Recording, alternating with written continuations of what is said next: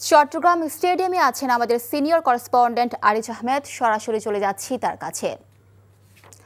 আরিজ, নির্বাচনী সামগ্রী তো চট্টগ্রামে পৌঁছেছে ইতিমধ্যে, কেন্দ্রে পাঠানোর কি তথ্য আছে আপনার কাছে?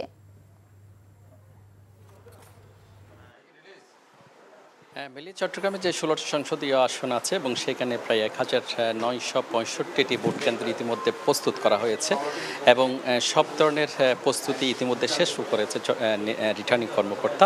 চট্টগ্রামের প্রায় 13টি আসনের যে নির্বাচন সামগ্রী সেটি বিভিন্ন সহকারী রিটার্নিং কর্মকর্তার কার্যালয়ে ইতিমধ্যে পৌঁছে দেওয়া হয়েছে এবং চট্টগ্রাম শহরের আশেপাশে যে 3টি সংসদীয় আসন আছে, চট্টগ্রাম 9, 10, 11, এই 3টি আসনের যে নির্বাচন সামগ্রীগুলো চট্টগ্রাম এম.এ. আজিজ স্টেডিয়ামের মিলনায়তনে রক্ষিত আছে এবং আগামীকাল সকালে নির্বাচনের যে ব্যালট পেপার সহ আইন শৃঙ্খলা বাহিনীর সদস্যরা প্রতিটি কেন্দ্রে এইসব সামগ্রী নিয়ে যাওয়া হবে, কারণ শহরের আশেপাশে যেসব কেন্দ্র আছে সেখানে একসাথে ব্যালট পেপার সহ নিয়ে যাবে এবং চট্টগ্রামের যে 16টি আসনে প্রায় 40,000 কর্মচারী প্রস্তুত করা হয়েছে।